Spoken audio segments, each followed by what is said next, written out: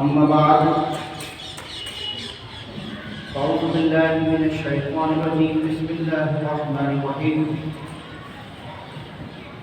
قل لا أسألكم عليه أجرا إلا المودة في القربى سبحان الله سبحان الله آمنت بالله صدق الله المولانا العظيم وبلغنا رسوله النبي الأمين المكين المتين الكريم ونحن على ذلك لمن الشاهدين والشاكرين والذاكرين والحمد لله رب العالمين إن الله وملائكته يصلون على النبي يا أيها الذين آمنوا صلوا عليه وسلموا تسليما اللهم صل على سيدنا مولانا محمد وعلى آل سيدنا مولانا محمد وبارك وسلم سبحان ربك رب العزة عما يصفون وسلام على المرسلين والحمد لله رب العالمين لا إله محفل پرنور میں حاضر باش لائق صدر عزت و احترام زینت منبر و محراب حضور خلیفہ شیخ الاسلام شاہ سید عابد علی بابا صاحب، حضرت علامہ مولانا ہمارے راؤل صاحب،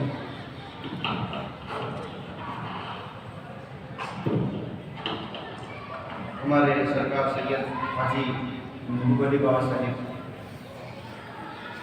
بجن پاک میں بیٹھے ہوئے تمام کے تمام حاجی صاحبان، عمر دراز بزرگوں، نوجوان ساتھیوں، عزیز بچوں،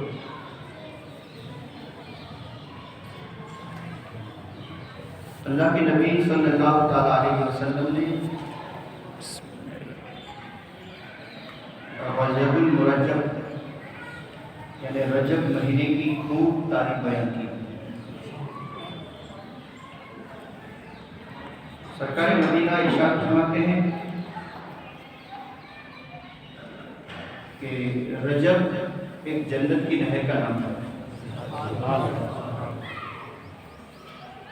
اور اس نہر میں جو پانی ہے وہ دودھ سے زیادہ سفید ہے اور مد سے زیادہ میٹھا ہے۔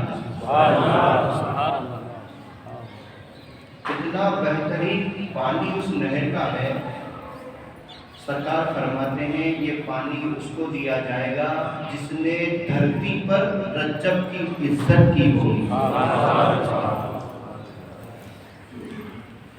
سامعین کرام، ایسے رجب شریف کا مہینہ برکتوں سے، نعمتوں سے، عظمتوں سے بھرپور ہے۔ جیسے اس ماہ کی 6 تاریخ جس میں غریب نواز کی یاد تازہ ہوگی، اور اسی ماہ کی 13 تاریخ جس میں مولائے کائنات اس دنیا میں پیدا ہوتے ہیں۔ جیسے پھر آپ 22 رجب المرجب بوڑھے کا فاتحہ کہتے ہیں، جیسے 27 رجب شب یعنی شب معراج کہتے ہیں۔ جی چاہتا ہے کہ آج میں ایک ایسی ذات پاک کا ذکر کروں، ایک ایسے بندے کا ذکر کروں جس کے بارے میں اللہ کے نبی درجنوں مرتبہ تعریف کر چکے ہیں، کیونکہ اتنا وقت نہیں ہے سرسری طور پر اپنے معلومات، اپنے بیچارات آپ کے کان تک پہنچا کر اختتام کی طرف چلے۔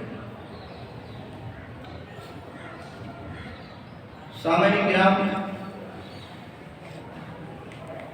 یہ اللہ کے نبی نے فرمایا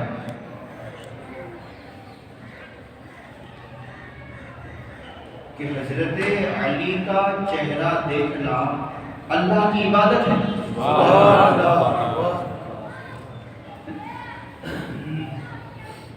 اب یہ پوری زندگی جب سے آپ سنتے آئے ہیں آپ نے سنا کہ علی کا دیدار، علی کا چہرہ دیکھنا عبادت ہے، اور پھر بات آگے ایسی بھی آئی ہے کہ جس وقت علی مکے مدینے میں نجف میں چلتے پھرتے تھے اس وقت تو ہم نہیں تھے، تو پھر ہمارے لیے کیا اسباب بنا ہے؟ تو آقا فرماتے ہیں علی موجود ہے تو ان کا چہرہ دیکھو عبادت، اور علی دنیا سے چلے جائے تو پھر ان کا چرچا کرنا عبادت۔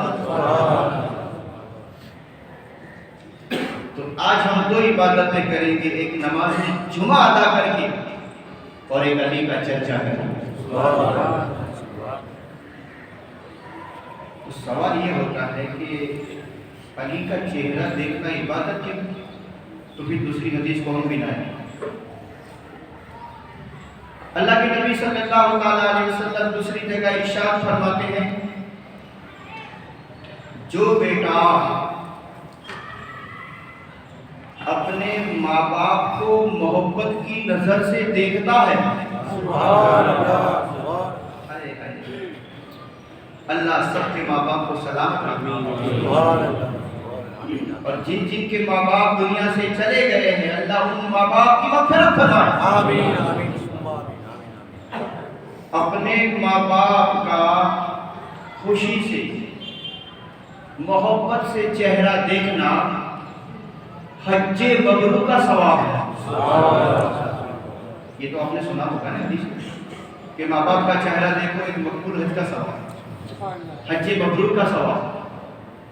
تو پھر میں سوال کرتا ہوں کہ ماں باپ کا چہرہ دیکھنے سے مقبول حج کا ثواب ملتا ہے، تو پھر ہم تحقیق کریں اس میں ہے کیا؟ تو مفسر فرماتے ہیں ہم جو خود آئے ہیں، آپ اور میں ہم سب ہیں، وہ ماں باپ سے آئے ہیں، اور ہم کو آنے کے بعد سماج ملا، سنسار ملا، سمجھدار تھے تو ہم کو ایمان ملا، ایمان ملا تو نماز، روزہ، حج، زکوٰۃ، کعبہ، قرآن، شریعت، طریقت، حقیقت، معرفت، کیا نہیں ملا؟ ہم کو جو کچھ بھی ملا ماں باپ سے ملا۔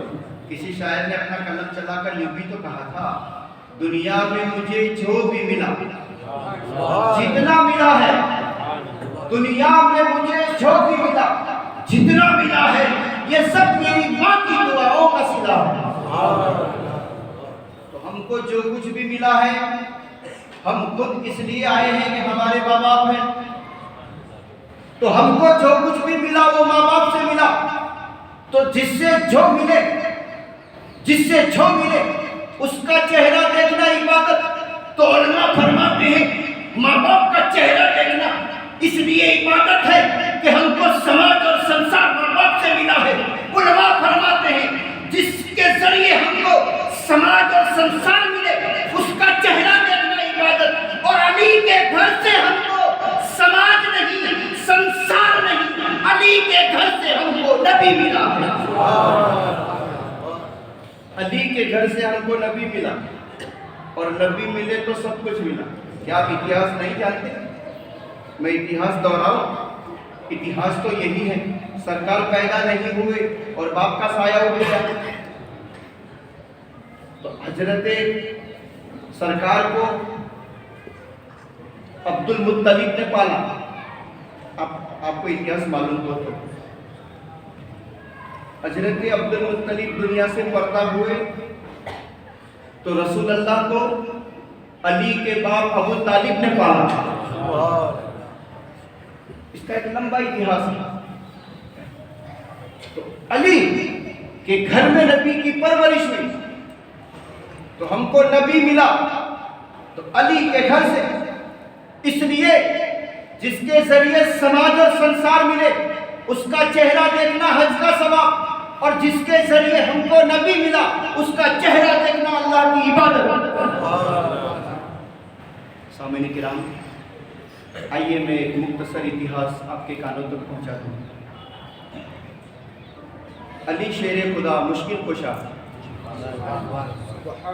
رسول اللہ کے پیدا ہونے کے بعد یعنی 30 سال کے بعد پیدا ہوئے. تو رسول اللہ کی عمر میں اور مولا علی کی عمر میں 30 سال کا ڈیفرنس ہے. سرکار کی عمر 30 سال کی ہوئی. حضرت علی اس دن پیدا ہوئے. تاریخ بتاتی ہے کہ جس دن علی پیدا ہوئے اس وقت رجب کا مہینہ تھا اور اس کا 13واں چاند تھا.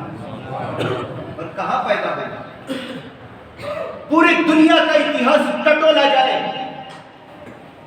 اگر شہزادہ ہے تو محل میں پیدا ہوا ہوگا, پیرزادہ ہے تو خانقاہ میں پیدا ہوا ہوگا, امیر زادہ ہے تو بنگلے میں پیدا ہوا ہوگا.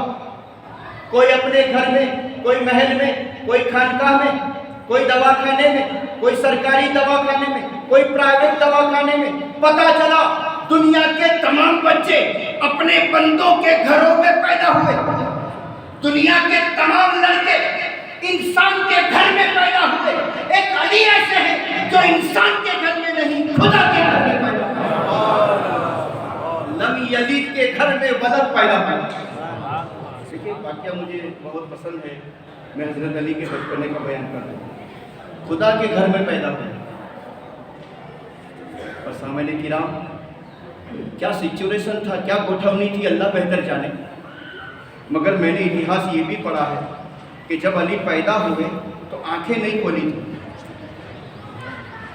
پورا مکہ حیرت میں تھا کہ آنکھیں بند ہیں, اس بچے کے بارے میں کیا سوچا جائے. کافی سمے گزر گیا مگر حضرت علی نے آنکھ نہیں کھولی.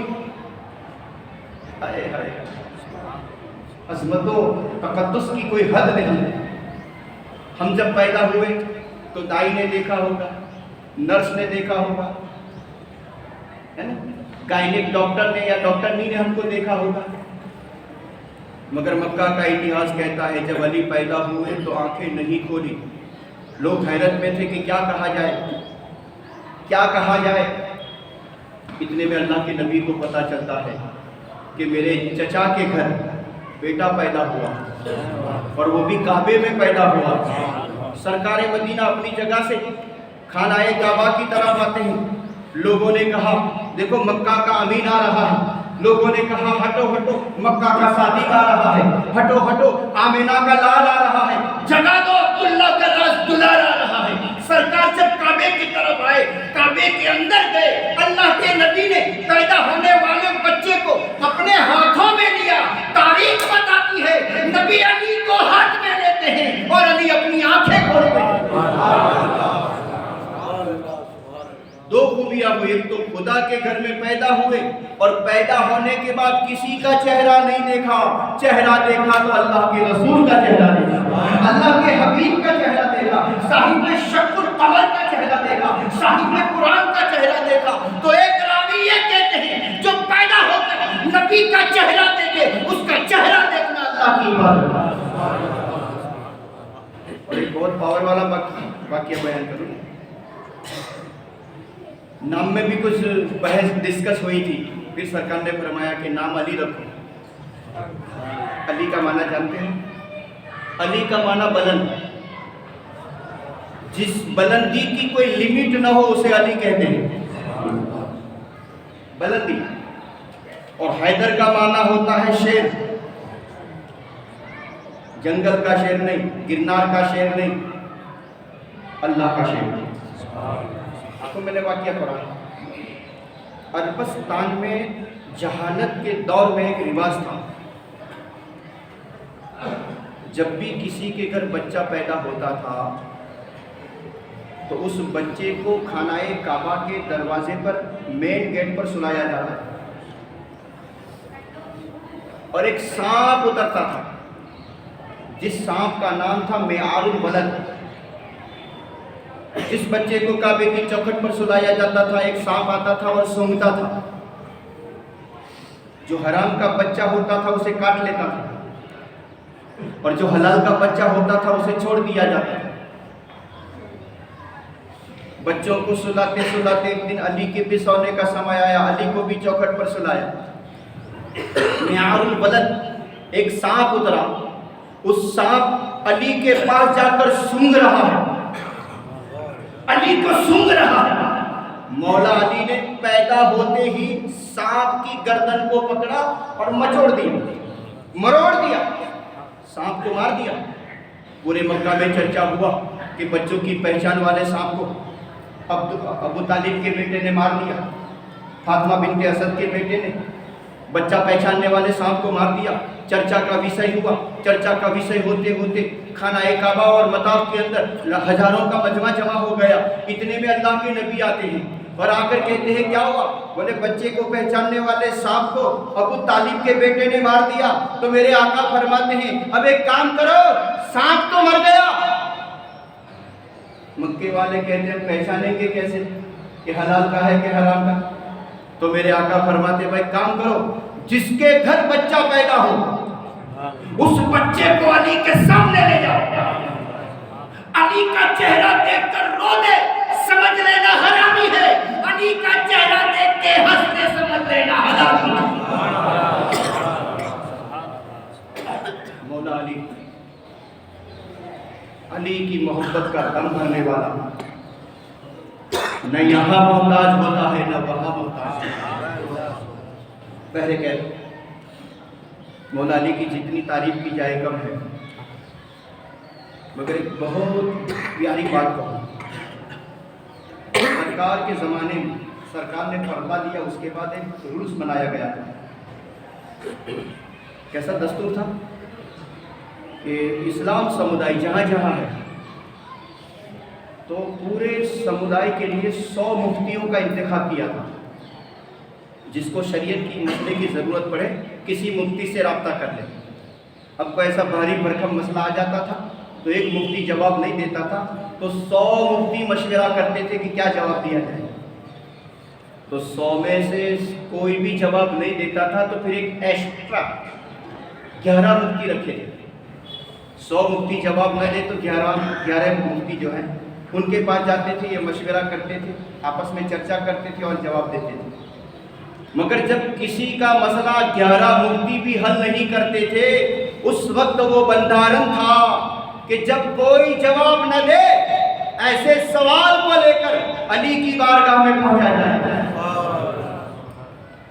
حضرت علی کی بارگاہ میں سوال کرتا، کبھی کبھی تو ایسا مزاج تھا میرے علی کا کہ آدھا سوال سنتے تھے اور جواب دے دیتے، اور سوال کرنے والے کو اتنا سکون ملتا تھا، اتنا چین ملتا تھا، ہنسی ہنسی جاتا تھا۔ آخرکار کسی نے پوچھ لیا بھائی علی آپ جواب دیتے ہیں تو سوچتے بھی نہیں، ادھر سوال سنا اور پھر فور آن دی اسپاٹ آپ جواب دے دیتے ہیں، تھوڑا سوچ وچار کے جواب دو۔ اور آپ کا جواب بھی سوال کرنے والے کو اتنا اچھا لگتا تھا کہ اس کو چین مل جاتا تھا، مگر پھر بھی تھوڑا سوچے وچارے اور جواب دے۔ مولا علی نے فرمایا اس میں سوچنا کیا ہے، اس میں سوچنا کیا؟ کہا سوچ کر جواب دیجیے۔ مولا علی نے فرمایا چل میں تجھے سوال کرتا ہوں۔ تو علی شیر خدا نے اس سوالی کو سوال کیا کہ بتا تیرے ہاتھ کی انگلیاں کتنی ہیں، تیرے ہاتھ کی انگلیاں کتنی ہیں؟ اس نے پھر آن دی اسپاٹ بول دیا میرے ہاتھ کی انگلیاں 5 ہیں۔ کہا سوچتا بھی نہیں اور جواب دے دیتا ہے، سوچا بھی نہیں اور جواب دے دیتا ہے۔ کہا سرکار اس میں سوچنا کیا، ہاتھ سامنے ہیں، بس 5 انگلیاں ہیں۔ علی شیر خدا جواب دیتے ہیں نادان تیرے سامنے ہاتھ ہے اور علی کے سامنے پوری کائنات ہے۔ علی شیر خدا آپ جو بولتے تھے وہ پتھر کی لکیر ہو جاتی تھی، وقت کی قلت ہے۔ ایک بہت پیاری بات بتاؤں، علی کی بولی بندوق کی گولی، اور اللہ رب العزت نے اسلام کو بسانے والے، اسلام کو پھیلانے والے، اسلام کے ہمدرد اگر کسی کے گھر میں پیدا کیے ہیں تو وہ صرف علی کی ذات ہے، چاہے پھر وہ مدینے والے حسن حسین ہو، چاہے پھر زین العابدین ہو، چاہے پھر امام باقر ہو، امام جعفر صادق ہو، موسیٰ رضا ہو، محمد علی ہو یا محمد تقی ہو یا علی نقی ہو یا حسن اکثری ہو، پتہ چلا معلوم یہ ہوا وہاں اتنے پیدا ہوئے، بغداد میں پیران پیر پیدا ہوئے، اجمیر میں غریب نواز پیدا ہوئے۔ پھر اللہ نے علی کے گھر میں پیدا کیا. کہتے ہیں سنا ہے کہ حضرت علی بہت جلدی جواب دے دیتے تھے, کیا ہوگا, کیا ہونے والا ہے, کیا ہو رہا ہے. مشہور تھے آپ, بہت علم تھا آپ کے پاس.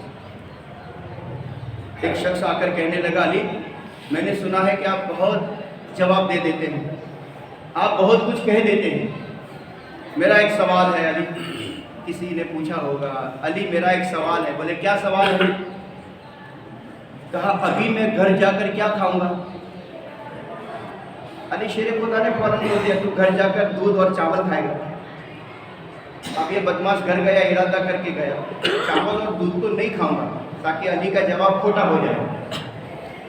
جلدی جلدی گھر آیا اور بی بی صاحبہ سے پوچھا, بی بی کھانے کے لیے کیا ہے؟ تو بی بی نے رسوڑے سے جواب دیا, دودھ اور بھات ہے. نہیں کھانا ہے ہم کو, ہم نہیں کھائیں گے. ایک کام کرو, پڑوس میں پوچھو. تو بی بی پڑوس میں پوچھنے گئی کہ آپ کے گھر کیا بنایا ہے؟ بولے کچھ نہیں ہے, میرے گھر میں بھی دودھ اور چاول ہے. بی بی نے کہا ہمارے رسوڑے کا حال اسی رسوڑے کا ہے, وہ رسوڑے کا بھی وہی حال ہے, وہاں بھی دودھ بھات ہے. غصے ہوا, نہیں کھاؤں گا. آج علی کو میں جھوٹا ثابت کر دوں گا کہ تم نے کہا تھا دودھ اور چاول کھائے گا, میں کھاؤں گا نہیں. غصے کے مارے مین سڑک پر نکلا. مین سڑک پر نکلا, وہاں سے پہلوانوں کا ٹولہ آ رہا تھا. دیکھا کہ پہلوان آ رہے ہیں, کہ وہاں تو اچھا اچھا کھانے کا ہوگا, گوشت ہوگا, یہ ہوگا, وہ ہوگا, دودھ ہوگا, گھی ہوگا, ڈرائی فروٹ ہوگا. بولے آج یہ پہلوانوں کے پاس جا کر ان کے سردار کو ڈھونڈوں. پوچھا کہ تمہارے پہلوانوں کا سردار کون ہے؟ بولے وہ ہے.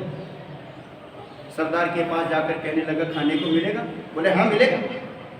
ہم پہلوانوں کے وہاں کیا کھانے کی کمی؟ تو کہا ٹھیک ہے ہم کھائیں گے, منگا لو.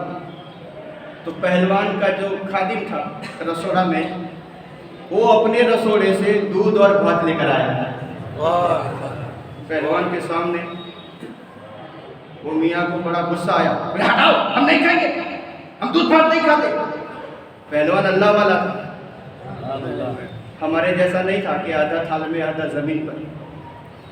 کھاتے سیکھو بھیا, ہم کبھی بھی ایک دانہ نہیں چھوڑتے. اور میں نے بزرگوں سے سنا ہے, جو اپنی تھالی چاٹ کر کھانا کھاتا ہے, اللہ اس کو ہر روز اچھی نعمتیں کھلاتا ہے. آپ بگاڑتے ہو نا, آپ بگاڑتے ہو. آپ کو محبت والے بلاتے, اس کا ہی کھوٹا کرتے ہو. کم کھاؤ مگر کم لو, اتنا اچھا کھا کر اٹھو. اور ہوٹل میں تو ہمارے نہیں کھاؤ, بس بس بس ہے کہ بیجو نہ منگاؤ, کیونکہ وہاں تو پیسے دینے پڑے. بریانی بنائے, کوئی ہندو رسوئی بنائے, کوئی مسلم رسوئی بنائے, اعلیٰ درجے کا کھانا بناتے, ہم بہت بگاڑتے ہیں. سامعین کرام, اس نے کہا کہ میں یہ نہیں کھاتا. پہلوان کو غصہ آیا تو خدا کی نعمت کا انکار کر رہا تھا. اس کو مارا, خوب مارا, مارتے مار مار کے کھلاؤ, مار مار کے کھلاؤ. پہلوانوں نے اس کو مار مار کے دودھ اور بھات کھلایا. پھر علی کی بارگاہ میں گیا, بولے کیا؟ بولے نہیں کھایا. سچ بتا کیا کھایا؟ کہا نہیں. بولے سرکار علی شیر خدا فرماتے ہیں, میری بات مان لی ہوتی تو دودھ اور بھات ملتا, اور میری بات کا انکار کیا, مار کھا کر بھی دودھ اور بھات کو کھانا پڑا. علی کی بولی بہہ گئے. اللہ تبارک و تعالیٰ پھر کبھی انشاءاللہ گفتگو